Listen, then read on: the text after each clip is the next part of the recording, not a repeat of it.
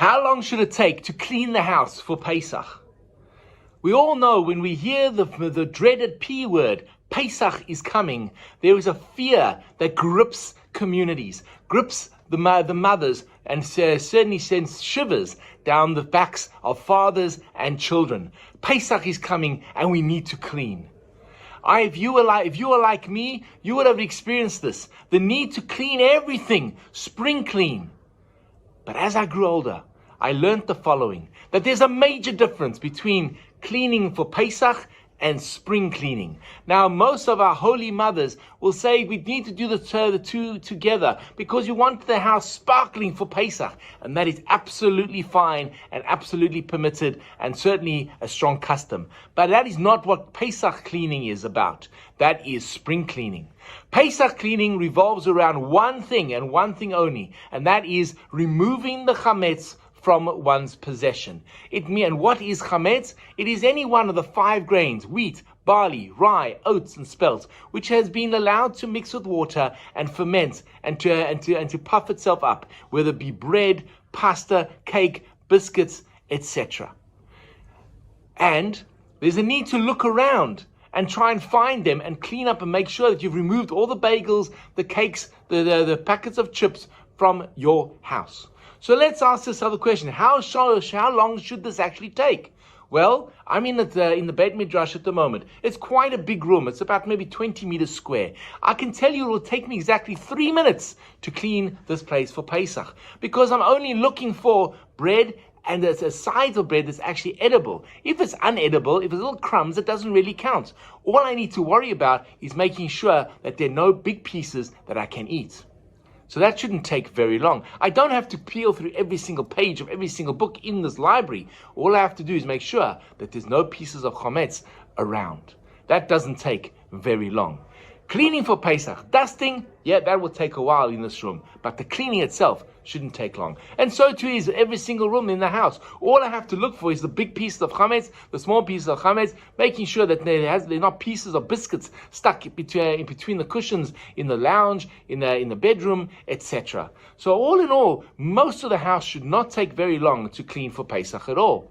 The 2 areas that will take a bit of time, number 1 is certainly your car, because if your car is like my car, there's definitely stuff left over from the kids, from yourselves over the course of the year, so that needs to be cleaned, and people forget about that one.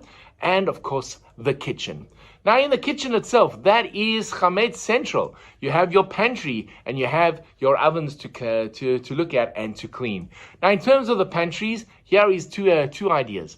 One that I did, what I do. Number 1, any open packet is discarded. I don't need, if they're open anyway, over the course of Pesach, they're going to go stale anyway. So remove all of them. All the closed packages, you can store in a cupboard, and we have a special mechanism called mechirat chametz, selling chametz. Check the next video, which we will discuss about how to actually sell the chametz. But you can all take your food that you plan to keep, that is sealed, that hasn't been opened, put them in a cupboard, lock it, seal it, put a big sign for sale of chametz. Clean the cupboards, wipe them down, and make sure that it's removed of any sorts of chametz. The cleaning of the ovens, well, that is certainly a timely process, and that will probably take you the longest because you have to clean and scrub, make sure that the area has been totally cleaned, and then kashered. And how do you kasher your oven for Pesach? Very simply, make sure everything is completely spotless and clean. Put it on the highest settings for about 20 minutes, and that will burn off any residue of chametz, and you'll wait for 24 hours, and your oven is ready for Pesach.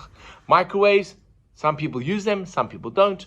Clean them out, kasher it with boiling water, and ready to use. Your sink, boiling clear, make sure it's all clean. There's no chametz, there's no pieces of food around there. Boiling water over the whole sink, you're done. A tradition that is very popular is to cover your bench tops in alfoil or any type of foil to make sure that you're not going to come to use the table setting. There might be pieces of chametz there which might stick to the plates, whatever, or your pots and your pans. So we always try most people try and cover the areas with alfoil, even though if technically you don't need to. In my house, I like to do that because it shows that Pesach is here and just reminded the family that we're in Pesach mode. Make sure that when you're buying your food, that everything is kosher lePesach. You need to check all the ingredients, because even things that appear to be Pesach ingredients, like matzah, for example, we can have matzah which is not kosher for Pesach, i.e., they've been allowed the fermentation process, which is quite severe, quite strange, and quite surreal for me to try and get my head around.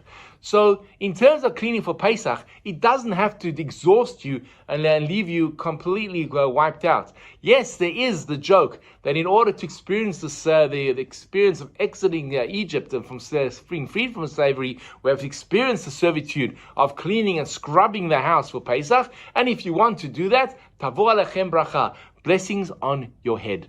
But in terms of the preparation of what is expected by our sages, it certainly is only to remove the chametz.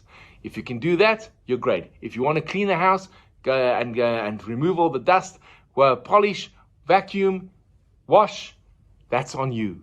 That's not on Jewish law. I hope this video has helped you.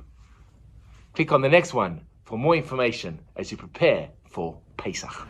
Hi, this is Rabbi Lewin. If you've enjoyed the content of the sermons and the ideas that have been expressed in the YouTube video, please hit that first subscription button and notification bell, and share the videos with friends. We'd love to grow the channel and love to engage with you. Please share your comments in the section below. I'd love to hear from you. Have an amazing day.